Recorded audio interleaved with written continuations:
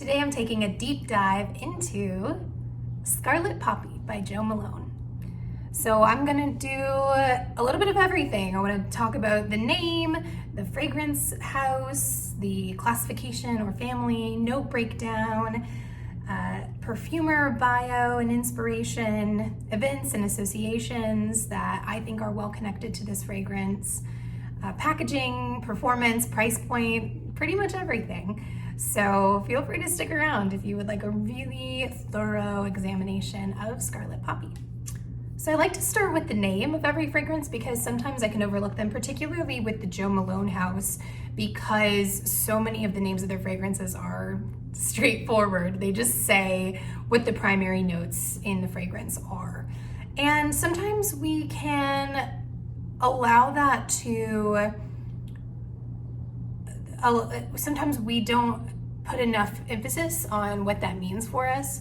And conversely, sometimes designer fragrances that have either a silly name or something very sexualized, we can allow to undermine our thoughts about a certain scent. So I always like to spend a little bit of time talking about that. And I feel like a lot of other fragrance reviewers don't discuss the name unless it's really incongruous to what they think that the scent achieves. So Scarlet Poppy, again, it just in true Jo Malone fashion describes what the heart of this fragrance is, or as they describe it, which is the particular species of poppy that was both the inspiration and the primary note that they say is explored in this. So on a logistic level, it works because it identifies what the backbone of the fragrance is. But I also think it works really well from a marketing standpoint and encapsulates what the scent achieves as well. And I think that just speaks to, before I even get into it, how much I respect this perfumer and this house for their dedication to artistry. They really, and again, I'll get to this a little bit more when they talk about how long this scent had been germinating and why they delay a release of even just a spectacular fragrance like this. But they're not just, obviously it's a business, but they're not just out to make the most money. They really want to capture whatever the source, there are so many different sources of inspiration for different fragrances, but I think that this speaks to why I am so continually impressed with this house and how I think that they set a strong standard, even if you aren't a fan of skin scents. So let's dive into a little bit more analysis of the name. So scarlet, I think, is a fantastic word to use. Again, it logistically identifies the species that they're using, but I had never heard of that particular species of poppy before. And I think even if it had just been a marketing ploy, that it would be successful, because generally you just hear red poppy if you hear any specification of poppy at all. But also the color choice of scarlet versus red, I think, matches what this fragrance is achieving, because scarlet is a really vivid red with a splash of orange, which lifts out the vibrancy, so it's not, a deeper, although I think that the bottle, it looks very dark in my lighting, but in person with light coming through it, it has a more crimson effect than a scarlet, but the scent itself, I think, aligns more with what scarlet implies. It's not like I would expect either a brick red or a crimson red to be more associated with like an almond or a cherry scent. And I think that this particular color works so much better to achieve what this spicy, sweet, but also still sexy poppy is going for. I also think scarlet obviously has a provocative connotation to it, the scarlet letter, the biblical connotation of it. And again, I think that almost kind of flirtatious use fits so well with the overall aesthetic, both fragrance-wise and visually with this scent. Poppy, I think, hits on a trifecta. So not only literally, again, does it identify the note that's being used?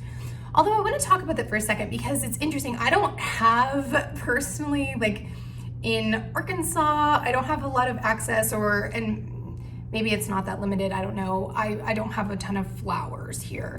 Magnolias, things like that. Like there are certain or really common flowers that I have access to and smell regularly. But poppy is not one of them. So I've never actually just like smelled a poppy flower. A lot of my indications from scents just come from scents that I've had multiple, like if I have multiple fragrances that feature the same scents, if they're really vanilla forward or poppy forward, whatever the case may be, then that develops my sense of what I think that smells like. If I don't have any other global kind of connotation for it. And I've read a lot of conflicting information about the poppy flower, and maybe it varies by species, and this is a very specific species that they decided to feature. But online, I was looking in some fragrance groups as well as some that are geared toward gardeners, and there's a lot of debate about whether or not a poppy flower has an odor. And it's interesting, I belong to a fragrance subreddit as well, and I recently posted in there asking about dahlia forward scents because I had tried Bath and Body Works dahlia and I really liked it, and I didn't know why, and so I was asking for recommendations of other dahlia dense fragrances, and a lot of people commented and said, well, the dahlia flower is really just beautiful and kind of used for marketing purposes and doesn't really have an odor to it. So I wondered if this was similar because the poppy flower is gorgeous. But in the breakdown, they claim that it has that it is very floral, and again, it's featured as the heart note, and there are qualities to it that my nose doesn't ascribe to the other notes featured. So I think it must contribute something. I don't think it's purely visual, especially again when it's the name of it. There are even videos online of the team going to Asia and harvesting the poppies. So I'm not sure, maybe we can debate on here as well. But I will say, based on, again, I've also had other poppy scents, the Nest Wild Poppy. And what's funny is I also really liked Coach Poppy, but it doesn't even claim to have poppy in it. So maybe there's a little bit of both happening, where maybe it is nice to use for marketing because it is so beautiful, and it does, and I'm about to talk about this in a second, there is obviously a metaphorical, a figurative aspect to what a poppy, to what it is in our cultural connotation. But I ultimately am not sure. But I will say that a lot of people, when I wear this fragrance, ask me if there's coconut in it. And I don't think that there is, and that it's just not listed. My suspicion is that the earthy, kind of bittersweet, floral, more mild nature of the poppy, which that's what when people do claim it has a fragrance, that's kind of how they describe it.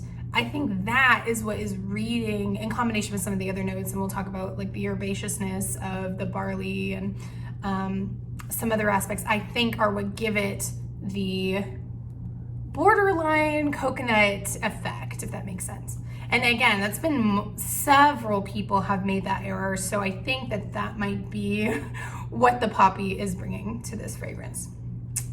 So just going back to, we're still just analyzing the name. So when we say poppy, it obviously literally identifies that we're using poppy in this.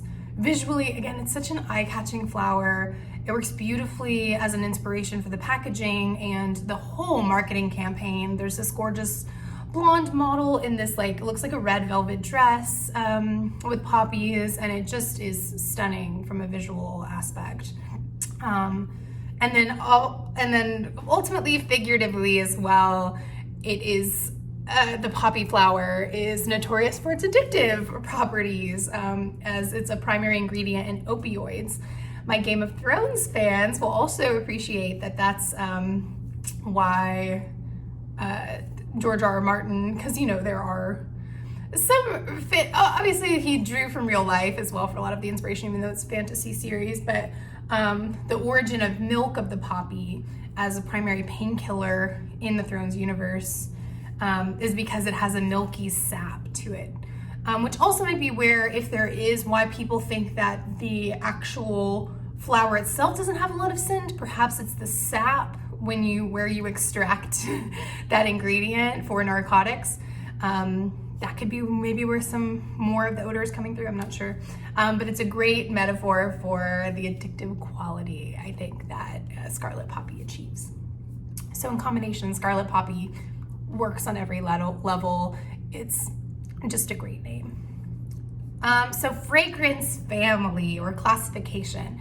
It's classified as an amber floral, but it almost feels like a disservice to try to put such a singular fragrance in a box. The website description said, from poppies in the golden fields of England to the wild steppes of Asia, home of the great Scarlet Poppy. This ravishing scent has been inspired by its extravagant blooms and amplified by velvety iris, barley, and tonka bean at a double hit of sweet decadence, while a burst of succulent fig draws us into its opulent and Moorish fragrance. So that's just an overall description. I'd like to include how it's classified as well, in case that impacts how people read the rest of it. Again, even though I do think it's difficult to label this fragrance, I also think that that's accurate. It definitely, again, the poppy gives it a floral quality. I think amber is just because of how warm. There's obviously no actual amber in it, but it is sweet and warm in the overall effect, and kind of gourmand in a way as well. But not an overly sweet gourmand. That's why I think amber might actually be a more apt word to use there, as to not mislead what the impact is. The fragrance house. So what's fun about analyzing Jo Malone with this fragrance is that this is a huge departure from, I would say, the most famous Jo Malone fragrances. And for me, the top three, probably, at least right now in 2022, their most popular scents are all designed by the same perfumer and have an aesthetic to it that is just very different from what Scarlet Poppy achieves, but I still think there are key overlaps. So what those three scents are, and they're all Christine Nagel, who is a phenomenal French perfumer, but a very different, more delicate nose than who we're going to talk about today, and I'm going to save that for a little bit later. But she designed Wood Sage and Sea Salt, gorgeous, fresh scent. I think technically every Jo Malone, I believe, is not marketed with gender in mind, which I love. I think there are sort of implications based on models. Again, like with the Scarlet Poppy line, they don't try to give any, they don't try to codify it, but at the same time, it's like a sexy, slender, ultra feminine model in a velvet dress. So again, it kind of has an implication to it, but I am very much of the mind that fragrance does not have gender or even season. I will wear things out of context constantly, and I love that as part of, scent exploration. But I will say Wood Sage and Sea Salt, so they're all unisex, which is kind of a silly word, but whatever. They're all marketed unisex, but I think Wood Sage and Sea Salt, in a traditional sense, might be one of their most successful at truly being down the line. I wouldn't smell it and immediately associate it with the overall kind of men's fragrances, women's fragrances classifications. English Paraphrenia, which is also very pretty, very light. They all kind of have a garden party atmosphere to them. And then finally, Peony and Blush Suede. I actually have the 30 ml of Peony and Blush Suede. and have talked about it before in previous reviews, and I'll probably do another review of it that's more in depth for YouTube because I adore it and it deserves it. And I like to pull, because when I talk about packaging, I'll compare it a little bit to the, this is the 100 ml, I don't want to jump ahead of myself, but the 100 ml and 30 ml. Obviously there's color differences too, and we'll talk about that, but just so you get the sense. And unfortunately, Scarlet Poppy only has 100 and a 50 ml. There isn't a 30 ml available, but we will get more to that later when we get to packaging and price. So Jo Malone, and I just like to give that preface because we're starting from a place of departure and unexpected. So I want to paint an accurate picture of my impression of Jo Malone and sort of the reputation of this house, so you can understand how Scarlet Poppy fits in there. Because it's sort of like, you know, if you have novelists that you like or musical artists that you like, if you are looking for a new scent, it can be helpful, even if things don't describe this scent itself. I think comparisons can help point us in the right direction. So if you normally, I think this is a scent that has kind of this bizarre intersection of, I can see people who are Jo Malone diehards who aren't as into this scent because of the ways in which it is distinct. And I can also see people who hate other Jo Malones and think that they're, you know, puny or something, like for their aesthetic, who would be really attracted to this, and of course everything in between. So I just think trying to set that backdrop of what Jo Malone normally achieves and then how I perceive this in the rest of the collection may help if people are considering purchasing this fragrance. So Jo Malone is renowned for its delicacy and specificity.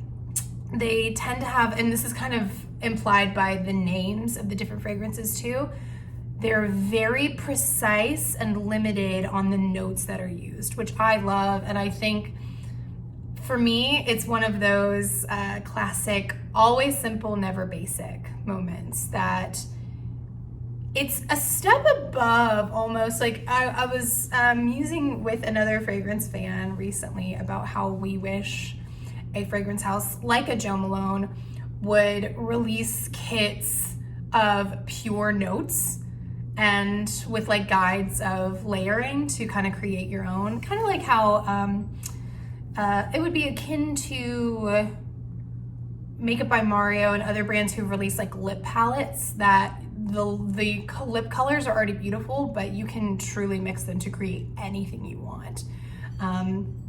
So similarly, I could see a Jo Malone doing something like this, and their fragrances already are only a step or two above that, where it's so, well, I don't want to say that, I mean, there's obviously artistry that goes a tremendous amount, in fact. And I think in many ways it demonstrates a higher level of artistry because none of them are ever fussy. They're incredibly condensed and economic. And I think that's what gives them their signature.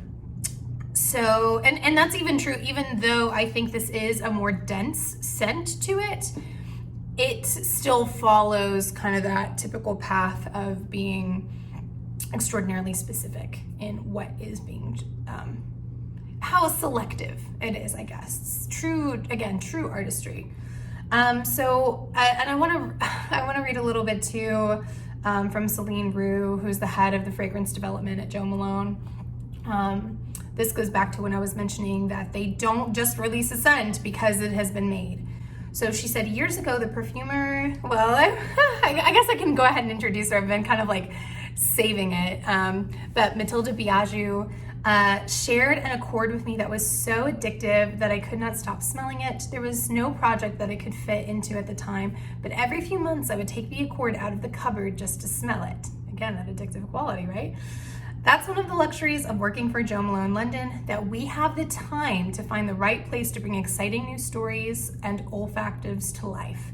We had just launched Poppy and Barley a few months before, and we heard about another Poppy coming from Asia, which inspired an idea to create a cologne intense version of Poppy and Barley. It became clear that this special accord should be at the heart of this fragrance. So again, this was years in the making. And I imagine for for a perfumer, I mean, I don't think it's frustrating, but it must be so satisfying, if anything, to see, because many perfumers, Mathilde included, that it is very much like birthing a baby. There is a gestation period that, you know, is very different. Like if you're commissioned to do something specifically, that may have a much faster turn, and depending on the house you're working for too. If you're, for instance, and I'm not saying there's less artistry involved, but you know, Victoria's Secret might be churning out an entire line and need that on a more accelerated rate than a house like Jo Malone that is really catering and structuring a launch of like one particular fragrance. So again, I just think that selectivity is reflective of artistry and care that goes into this. Again, when you see the artists participating in harvestings and really like investing in their ingredients, like that's exciting to me. Like I want to see them nerd out. Unfortunately, I think that can have a pretentious impact for some people, but fragrance, I think, like any discipline that is an extension of the celebration of the senses. So sommeliers, coffee snobs, there's an automatic association with snobbery, and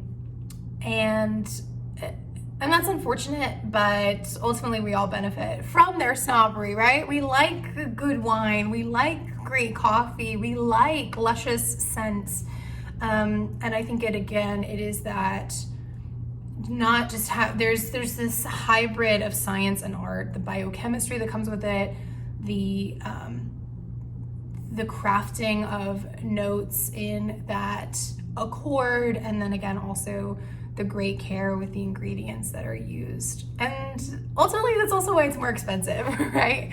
Than a lot of the artificial fragrances that we may buy at department stores or your drugstore or something. So, but I just love that description, and I love that they saved it for a time and a place that made sense for the brand. And also it means too that you know that this development wasn't rushed, and because who knows what that, like I would love to smell like the evolution of a fragrance as it's being developed, and you know what was extracted, what was originally, you know, and different perfumers I'm sure work different ways. Like some maybe start really complicated and then learn by extracting. Maybe some start incredibly simply and slowly layer on scents. Like I find that whole process really fascinating, and obviously in the end it worked really well. I would say in comparison to other Jo Malone scents, so even though it does still have a streamlined quality to it, this one is more gluttonous than many of the other ones that there's typically, again, there's a delicacy and an airiness, regardless of the fragrance family of other, like even peony and blush suede, like yes, peony is a major scent, but even the fact that like there's suede in it, and I would still describe it as airy. This is much less forgiving in a great way.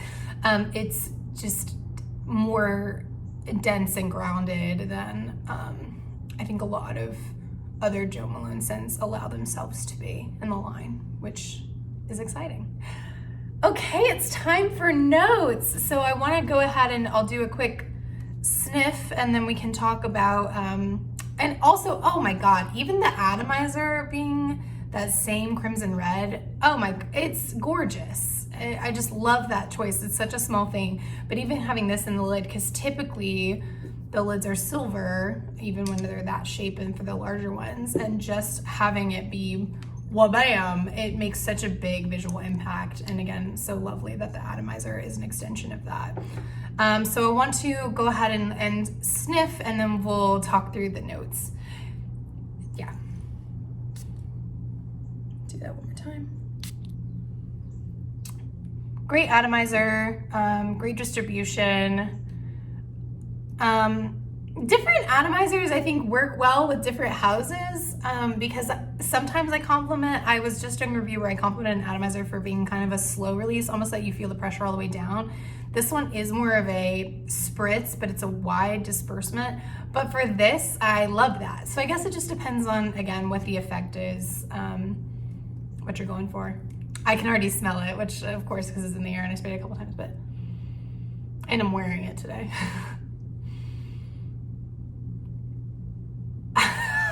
Oh my God, it's just so, it's beautiful. This is a really gorgeous, distinct,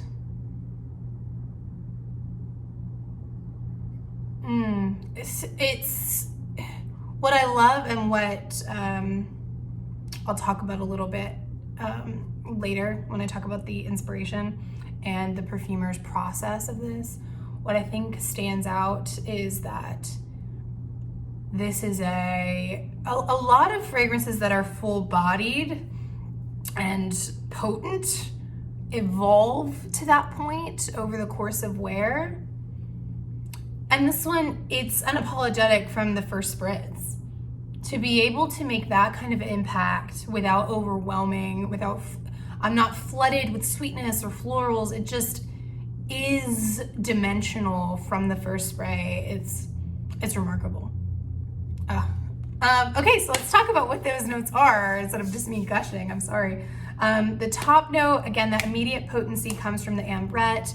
It also achieves a powdery effect from the beginning, and there's kind of powdery notes throughout, which I am polarized about, and how powder is used. Sometimes I use it as a compliment, and sometimes I loathe it because powder can age a scent so quickly, but in this instance, it is very much needed to soften any sharpness or depth that would be overwhelming. So that Ambrette from the jump is lovely and certainly present. I'm a little torn because a lot of Jo Malone scents I think are very linear, and this one is like a hybrid. I feel like the accord is so present from the beginning, where it's not like I get Ambrette and then later I get the other notes. But at the same time, it does still somewhat evolve in the skin. Like, I'll talk about how I think the dry down helps and gives it just a little bit more sweetness than maybe what's there from the beginning. But yeah, so it's like halfway between. I would say that it's you get what the fragrance is, because there are some fragrances that people apologize for. They're like, okay, you're not really gonna get the effect until like an hour in or something, which is true. I've had that experience, and sometimes it's like, oof, I have a burst of something unfortunate or too sharp or metallic, but whatever the case may be, and then it settles down. You're getting a very strong impression of the fragrance from the first spritz, so don't expect a tremendous change, but at the same time, it will somewhat sweeten over the course of it. So I wouldn't say it changes, but it's just somewhat, it may settle into your particular body chemistry, I'll say that. So the heart notes, there is this gorgeous buttery iris that I think it might be the first thing that my nose really picks up on. Yeah, because it is the only element that adds almost like iris can achieve a lot of different things depending on how it's used, and in this instance it sharpens and gives a spice kick, a spice floral kick to the fragrance. And again, I think on top of those powdery notes is just the perfect blend, and I love that bit of spice because it's very much needed. Sorry. And as it dries down, I think that tempers, but I would say that's the first thing that my nose takes away from is that iris impact. Then there's also fig, which I think works in this. fig also, every note's versatile, right? It depends on how it's used and the concentration level and an accord, which is why it's exciting. Like you can have, like I love patchouli. I have 100 patchouli scents that have completely different impacts, which is exciting. I think that that's what's fun about fragrance. Same with food, right? Again, anything with the senses, that'd be like saying, oh, this painter favors gray. Well, gray does a million things. So anyway, so fig in this accord has a vinous effect. And in fact, I think not just the packaging, so visually, but in many ways, it feels like a full-bodied red wine.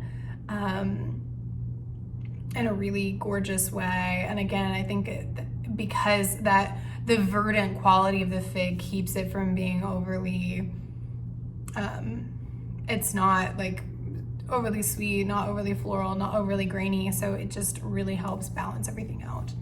And then of course the Scarlet Poppy, as I said, there's a little bit of contention about what that means. I suspect that's what brings almost the coconut, like the nutty quality, to the floral component of this. Some other, if you're curious, some other fragrances that are listed as being, that I found that said that they were poppy forward, that are pretty popular. Taylor Swift's Wonderstruck Enchanted, Liz Claiborne's Lucky You, KKW Ruby Diamond, Wild Poppy by Nest, which I have. So, yeah, again, I'd say if that was the commonality from, I don't have, actually, Lucky You I had millions of years ago, I think it's, you could just buy it at Walmart. Who's to say, if there's anyone here who grows poppies, let us know. And also, again, maybe thinking about different ways that scent can be extracted. It might not just be in the actual, bud of the flower, who knows? And then in the base is this glorious tonka bean, which is, I think, where the majority of the warmth is coming from. That is listed to have accents of almond, vanilla, and tobacco. So it's just and the base, as usual, is really what makes it totally full-bodied. Then there's Heliotrope, which is a sweet floral that, again, I think keeps from being like a sharp sweet because it's powdery ultimately in its effect. And then Barley, which is the complete underdog of this fragrance. It's gentle, but as I said, I believe earlier, it has an herbaceous quality that gives it a really important dimension so it doesn't get stuck in just a floral or gourmand family classification. I think that's one of the things that elevates this to something really singular. In summary of the notes altogether, I am a gourmand fanatic. And even though I definitely would say that there's a gourmand effect to this fragrance, it's not your classic tooth aching gourmand, which takes me by surprise. So for me personally, like I love tooth achingly sweet. Nothing is too sweet for me. I'm thoroughly convinced. Love the, cotton candiness of Baccarat Rouge. Love by Kilian, the marshmallow, the orange blossom in that. I love Prada candy. It is not difficult to arrest me with a gourmand scent, but this takes it a step further in that dimensionality. I liken it to a Venus flytrap that lures you in. And I think even when I got the original sample, I got a 2 milliliter sample, which is dead now. The first impression definitely caught me off guard, but it really wasn't until the next day I was doing laundry and I still smelled it on the shirt on which I had sprayed it. And it just like awoke something in me and I realized, oh wow. And I think that's important because I think, like I said, there are so many gourmands in particular that can be flashy and grab my attention, but it's a fragrance that I want to keep coming back to that I think elevate it to something addictive, which again, that's perfect for the marketing for and the entire where this was devised from, the whole approach to this. I also think it's So I know I'm talking about the dimensionality, which is exciting, but I also think it's paradoxical in an exciting way, that it's lush, but it's and sultry, but it's not carnal. And again, I think that that's important with even with the word scarlet, that a deeper red, like a brick red or a crimson, have again those other associations with like totally lipstick scents. And this is much more versatile in application, and I'll kind of get to that when I get to events and associations that I have with it. It is sexy, but it retains a silkiness that somehow doesn't reduce the potency. It just changes the direction a little bit. And so it's able to be sophisticated and enveloping. So the warmth brings that enveloping quality, but it still has an elevated, exquisite nature to it that allows you to wear it to sophisticated events without, it's not too casual, but you can wear it to casual things as well. So again, that's why I say it's kind of a paradox and just such a showstopper without being fussy and demanding a lot of attention. So now I want to gush about this perfumer. I'm going to talk a little bit about her background, and then I'll talk a little bit about the inception of this particular scent. So again, Mathilde Bijaoui is the perfumer behind the nose, if you will, behind the scent.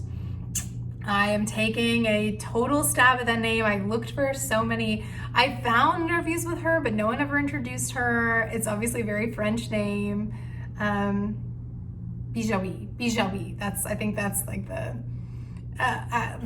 French, like if I was being very French, it'd be Mathilde Bijaoui, if I was being silly. But from here on out, we'll just call her Mathilde, or Madame Bijaoui, depending on what seems to make more sense in the moment. So I like to go through notable scents, again, kind of like I was saying earlier. If you like a musical artist, you're probably gonna like other of their albums, even if they kind of foray outside of their, like you may like multiple scents by her, even if they're different fragrance families and have very different notes. So her first notable fragrance, and most significant to me personally and my aesthetic, is Grey Charnel and Grey Charnel Extrait by BDK Parfum. It is such a unique and intoxicating scent, which I think aligns perfectly with what I'm smelling from Scarlet Poppy. It's unisex, but in my mind, or to my nose and my preferences, I would rather smell it on a partner than wear it. Even though I did try it out just to see if it really lived up to the beast mode reputation, which it absolutely does. It has this intoxicating tea note to it, even though I don't even like tea to drink, and a little bit of spice to it it's one of my favorite scents of all time. I think everyone should have it in their collection if you're a fragrance aficionado or collector. One of my all-time favorites. So she's noted for that. She's also done 11 Jo Malones, and this one is, I think you'll see some overlap if you're familiar with any of these other ones, but this one I think would be her standout compared to the other ones in my mind. Jasmine, Sambuck, and Marigold, Moonlit Chamomile. I've seen the Moonlit Chamomile a lot now featured in there, and it's so funny how the marketing is so different for her scents versus Christine Nagel's. So Christine Nagel's, again, because Peony and Blush Suede has like home scents, it comes in like a body wash and lotion, and like it's a very extensive line. I think probably their most fulfilled, if that makes sense, from all of their other fragrances. But the Moonlit Chamomile recently, like they've got the pillow spray and also lotion. Like it is more fulfilled, but what's funny is The peony and blush suede is in like the typical crystal packaging, and even the moonlit chamomile is in like this deep, pretty sapphire, almost navy blue, which again, I think just speaks to how it's like two ventricles of the same heart, if you want to say. They are two sides of the coin of Joe Malone, but that airy, it's almost like the airy, bright daytime, and then almost like a separate primary note used for their nighttime line. And that, again, I feel like is kind of reflected in the packaging. She also did vetiver and golden vanilla cologne intense. Also, the fact that she's done multiple cologne intenses from their line speak to how there's obviously like a deeper, richer quality to them as well. Myrrh and Tonka, red hibiscus, and then poppy and barley. And again, that makes sense. If this was one of the things that she was developing as they were launching poppy and barley, it makes sense that they would withhold if it's, you know, obviously similar qualities, similar notes being used, and the same perfumer. Makes sense to wait to have another launch. Diesel Lover Dose Red Kiss, Yves Saint Laurent Sleek Suede, Dolce & Gabbana Velvet Oriental Musk. These are other of her fragrances in case you forgot. Betsy Johnson's titular fragrance, and really interestingly, this is an award-winning fragrance from the Fragrance Foundation several years ago that I really want to try, Tilda Swinton Like This, which is, let me just read you the notes because it sounds like it's sweet, herbal, and spicy. Like, I'm so excited to try this. I'm already like, I have a sample sitting in my scent split cart. Pumpkin, ginger, tangerine, vetiver, neroli, heliotrope, musk. I'm like, I've got to try this. I know it's not autumn. It just started being summer, but like I said, I don't really adhere to seasonal if I really like something, but absolutely excited to try that scent. So that might be her most famous outside of the work that she's already done with Jo Malone and Gris Charnel line. So general biography and background on her. She has wanted to be a perfumer since she was 13 years old.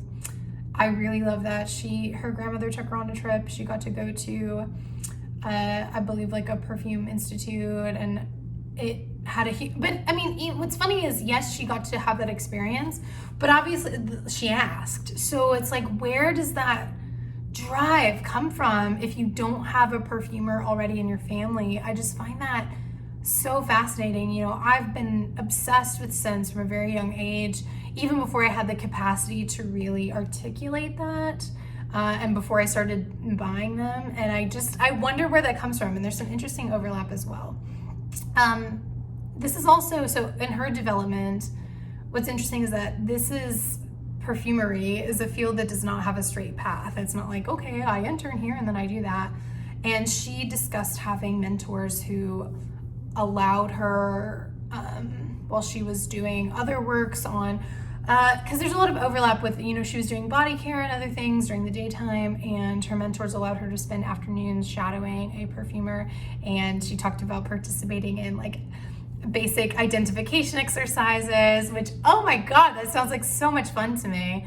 I wish in the US, and particularly in the South, that, because I've read about in my fragrance subreddit that there are like classes you can attend and fragrances you can make, and I wish I had that accessible to me because it just sounds awesome. I would love, love, love to participate in that.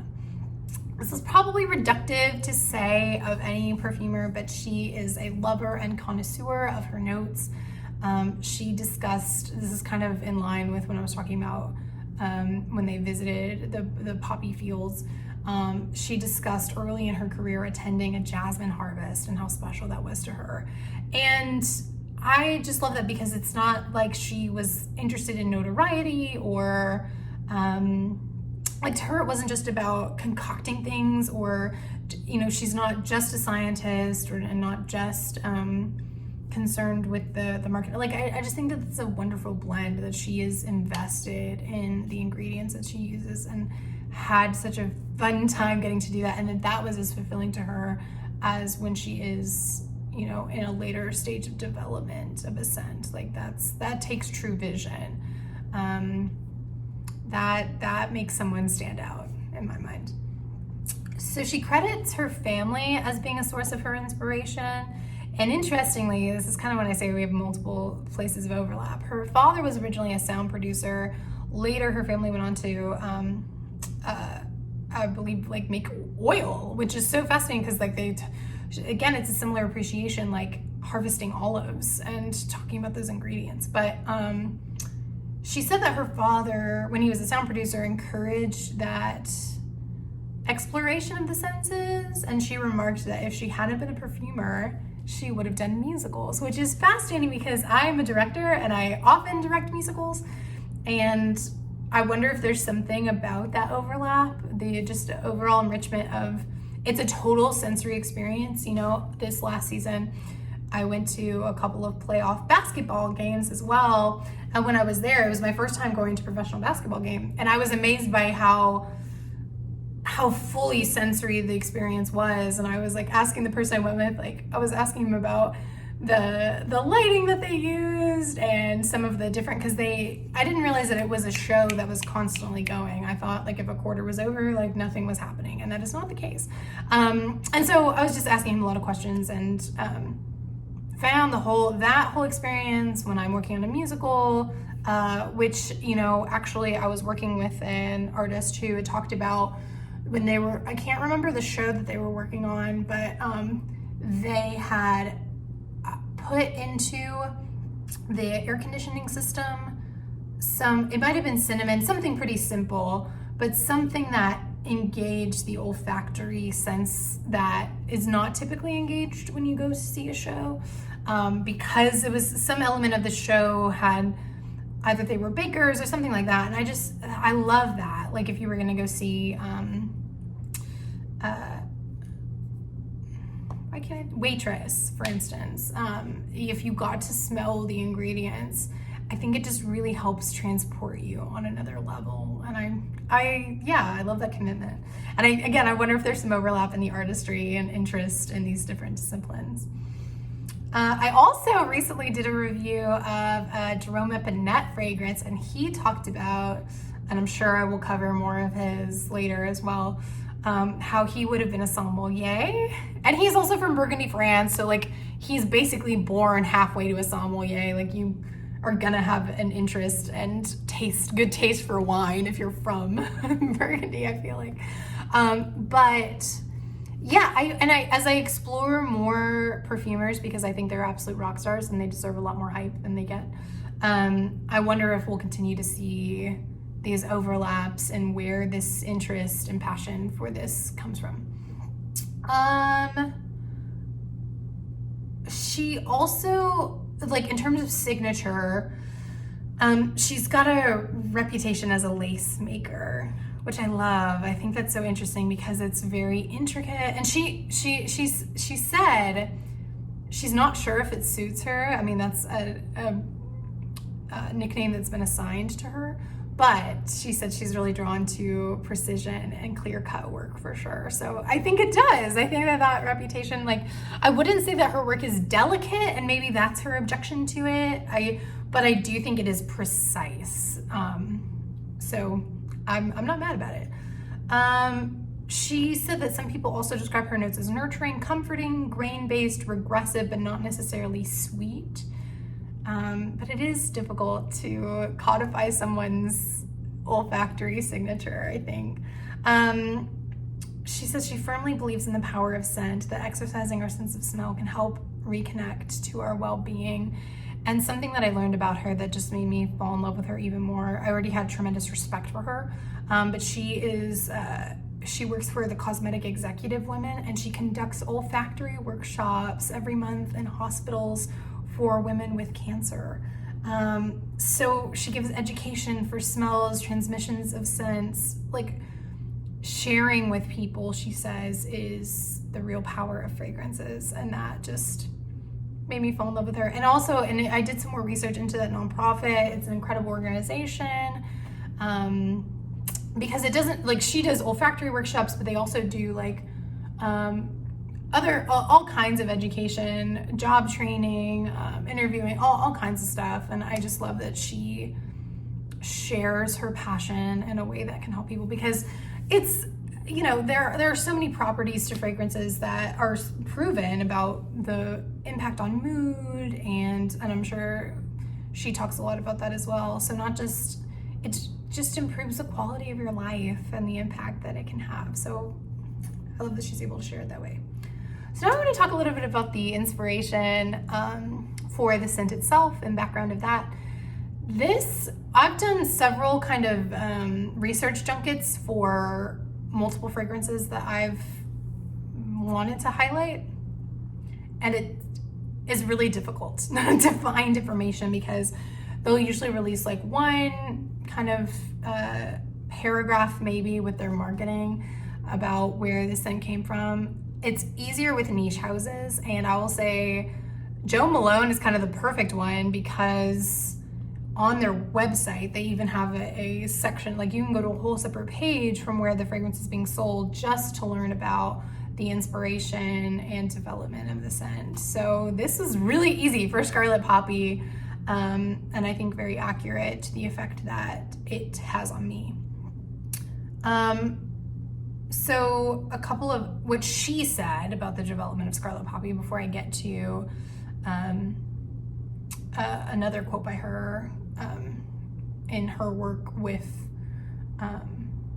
the house in general.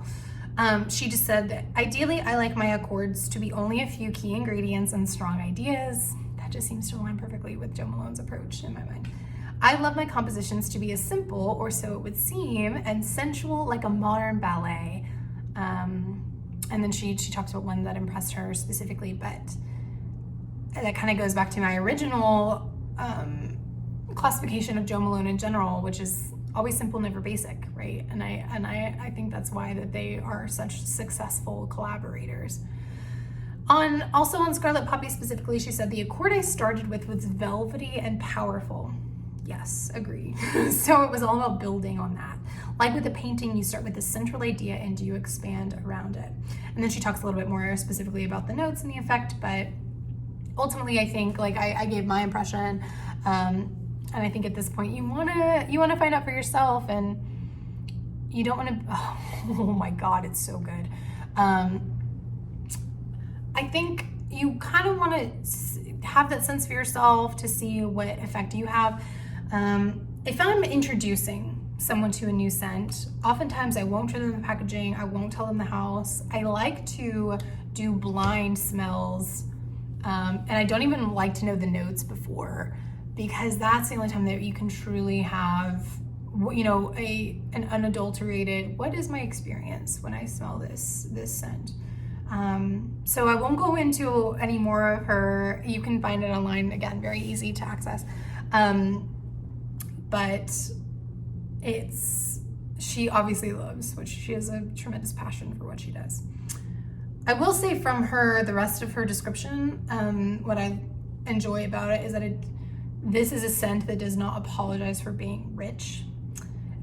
We have gusto right from the opening spray, and yet managed to still make sense with the rest of the Jo Malone line. So her ability to find that intersection is miraculous. And again, I feel like the fact that Jo Malone changed some of their marketing approach, added color, they're celebrating what they know is a spectacular fragrance. And again, Moonlit Chamomile as well. They know when they have something, and they know how to cater, like the fact that they will meet an artist at their aesthetic that they want to celebrate without compromising their vision, and have found a way to seamlessly to find those points of overlap in their vision and stitch it together to make sense in a marketing standpoint is pretty incredible. Shout out to the Jo Malone marketing team as well. Okay, so associations. Who would wear this and for what occasions? Events. I will give a list of events, but I also want to preface and say, I think life is too short to save great fragrances for certain occasions. But to help classify for the masses, it's also difficult because it is versatile. But despite that versatility, I'm gonna go with the more textbook, what that initial impression is. A very fancy dinner date. I'm talking linens, candles, but not necessarily, like it could be at just a nice restaurant. It doesn't necessarily have to be like at home, only the two of you. Again, it's sexy, but it's not erotic, if that makes sense, or it doesn't have to be couched that way. It is more wearable than some other fragrances that are like purely for that purpose. You could wear this also to a charity event, which day or night, certainly a cocktail party, an art show, a gallery opening. Again, elevated kind of things that you're going to overall, I think would be the common denominator. A wedding, upscale brunch even, arguably. The kind where everyone's bold enough to wear all white, if that makes sense. So maybe not your casual brunch where you might opt for something fresh or citrusy, but is a little bit bolder to its effect. So I love always to do, because I have a theater background and if it comes up, I will definitely talk about it, but I like assign a fragrance to characters that I play when I act. I just find that really helps me get into character and helps me figure them out. And sometimes I'll trial different ones over the course of a rehearsal process, but by opening, I know their scent. So I find it fun to kind of work backwards and find either, again, a celebrity in general, a cultural figure, or a character who I think encapsulates a fragrance. And sometimes I can have multiples. I can be like, okay, here are 3 or 4 or 5 that I think capture the general essence. This one I could only really think of one because it was so perfect, and it's almost a cheat, but when I thought of it, it was perfect to me. So Scarlett Johansson, specifically as Samantha in the movie Her. So what's cheating about that is she doesn't physically exist in the film. She is a computer or an operating device, like an operating system, I think is how they classify it. So she kind of doesn't exist, but she absolutely does. And I think that's, if you've ever seen the film, so it's technically a romance, but it's so much more. And it got notoriety when it came out. I hope it has a long life because it raises some very fascinating like technological questions too, because Joaquin Phoenix, who plays the protagonist, falls in love with this operating system and they're dating. But more than that, it's not just about his evolution, but hers. And I love that the movie is called Her, right? But won't get into that. But what I love about it is that her character in that, it has absolutely a sweetness and she's the opposite of deceptive or manipulative. Because she is experiencing everything new for the first time, there's such an open face, like earnestness to her. But she's still unapologetic when she does discover something or a new sense, or what she thinks of, however sense translates to her. She is unapologetic and curious about it. So sensuality is a new frontier for her. And I think this fragrance captures that perfectly. Again, it's not overly erotic, but it faces sensuality and in the similar open-faced way with an excited curiosity, again, and that kind of pioneering quality to it. And I also think paired with this Spike Jonze, who's the director of Her, visual aesthetic is perfection. There's an unorthodox quality to Spike Jonze' visual aesthetic and this fragrance as well, which is why I keep describing it as so unique. And that's why I think it belongs in every perfume addict's collection, because you do not have another scent like this, which that alone should make it worthy of purchase, even if not the full size. In a word, and I stole this from Mathilde Bijaoui,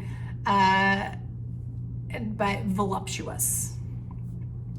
Sexy, but not, again, it's sexy, it's full bodied. So I think it doesn't just literally, but figuratively captures the essence of that word. And I like to kind of reduce, so I talk so much that I think sometimes it's helpful to have one thing to go back to, and voluptuous would be how I would characterize this fragrance. Performance. So normally people, again, they classify Jo Malone's as skin scents or complain about the performance overall. But I will say, and I mentioned this a minute ago, when I got the original sample, and I never say this about scents, I think a lot of fragrance reviewers, either they are very different than me, they have different, more adept noses that I wish I had, or something is different about them, but I overwhelmingly do not have scents that last 6 hours. I feel like, these fragrance reviewers will get on here and say like, oh, it had middling longevity, it lasted like 5 or 6 hours. I wish my fragrance would last 5 or 6 hours. I routinely, I wear a fragrance every single day, and I always will put it in my purse to reapply 100% of the time. There's not a single fragrance I own that I don't, even if it still is lasting, like just to give it an extra oomph, because it certainly doesn't have the same performance that it did at the beginning of the day. So all of that to say, I really reserve the times when I compliment longevity. And when I went to do the fragrance or the blouse upon which that I sprayed my original sample, I always get little 2 milliliter samples, so I can, like, even if it's not the same atomizer, of course, which can sometimes impact how the effect is, it still gives them better sense to me than a decant. But that lasted, I remember I was doing my laundry 2 days after I sprayed it, and I still smelled it. And it still had that vivid impact, and I just inhaled it, and I, just like this, and I loved it. So I have actually experienced great longevity on clothing, and good, I've never just sprayed on the skin. I always sprayed on clothing as well, just in hair. So I can't really speak to skin alone, but I would say it's got very, very good longevity if you do spray it on skin. And this might be where there's some contention, is that I still, despite the wonderful longevity, I think it has mid-level sillage. And this is why I might even reapply something like this midway through the day. So if you're not familiar with sillage, it's rooted from the French word meaning wake. So if you think of like the wake of a boat, so when a boat is on the water and it's got a wake to it, what is the kind of the radius of that? So similar with the fragrance, it's what is, so it's and you're splitting hairs with projection and sillage. So projection is like the actual, like where, while I'm sitting, like if the boat is sitting in water, it doesn't have any projection because it's not actively, creating anything. But, here's how the way that I typically describe it. I was using boat because that's like the literal origin of the word, but I think the easier way to describe it is like a barbecue house or any kind of restaurant that has a strong odor to it. Projection would be when I'm standing, like where am I in proximity? If I can smell the restaurant before I go inside, that's the projection. That is like what's actually being sent out, the smell that's actually being sent out into the world. Versus if I buy a barbecue sandwich from this restaurant that I know has great projection, if even when I throw it away, like if I eat it in my car, let's say, even if I throw it away after, or I eat it all, the next day when I get back into my car, I'm still gonna smell barbecue probably. And that's sillage. So projection is like, what's the immediate impact, how far out someone can smell me, and sillage is like even after I've left a room. Like Monsieur Gustave H from Grand Budapest Hotel is my absolute icon because his perfume had great projection and sillage. there's the commentary in the film about how when he would get off in it, you know, you smelled him long before he got in the elevator and long after he left. And but all of that to say, Scarlet Poppy has mid-level sillage. It is not a powerhouse that's gonna blow people away and be offensive to other people. So even though it's a unique fragrance, you have flexibility. And maybe that's why, you know, and I also think in comparison to other Jo Malones, like my Peony and Blush Suede, that I would have to enhance or layer with the other body care line products that it has. You don't have to do that. I mean, Scarlet Poppy doesn't have any, but also you don't have to because it stands, and that's why it's a cologne intense. Cologne just meaning that it has a lower oil concentration level than a toilette or a parfum. So it is a lower oil concentration level, which a lot of people don't. They still complain even though they know that when they buy a Jo Malone, but this is a cologne intense, so I guess they don't elevate it to a toilette level. And again, the language wise, I think helps it feel more unisex, since a lot of men think that the word, or people in general think that the word cologne means for men.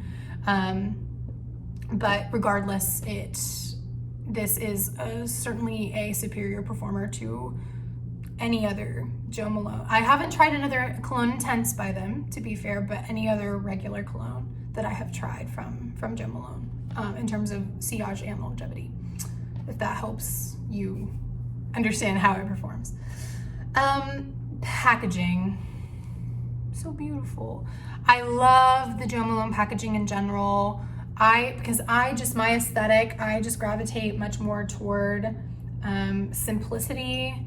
It's got just a classic font on it, classic shape. So the full size, the 100 ml is like a rectangular prism, and the 50 ml, unlike the 30 ml versions that they have, is cubic. So it's just like this, like half height, if that makes sense.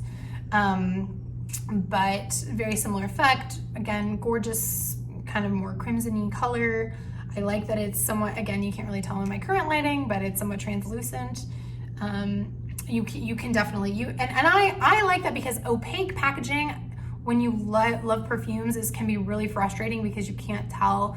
Now, don't get me wrong, some of my, I love my Lyras or Joff bottle, or, you know, whatever else that come in opaque packaging. They're beautiful, they can be, but on a logistic note, it is hard to tell how much product you have left. So for me, I don't think you can see in the reflection, but I have to here. So I have a very healthy dent in this guy, and I can see and track exactly where it's gonna be. But I adore the simplicity. It's a very weighty bottle. Oh, it also, when I ordered it, it came in this gorgeous packaging. It also had a black ribbon that was tied into a bow on the front. Very classic and beautiful. And this I even ordered from Sephora. So whether you order, so there's no advantage, like whether you order it from Jo Malone directly or Sephora, you will still get that, you know, stunning, elegant impact on how you get it. The sort of cream color with the black border. And I had the same, just a smaller box, but same when I ordered my Peony and Blush Suede as well. It just feels luxe, which I really appreciate at the price point.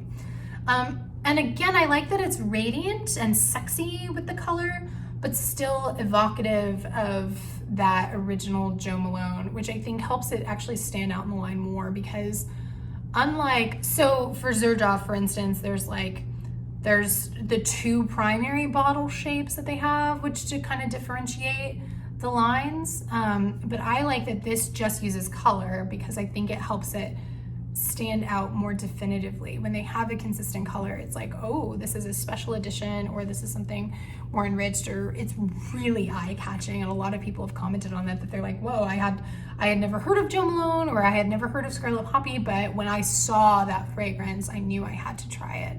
And red, of course, tends to really grab attention quickly as well, because it's just not super common in a lot of fragrance packaging, or at least not that boldly featured, where it's global on the bottle.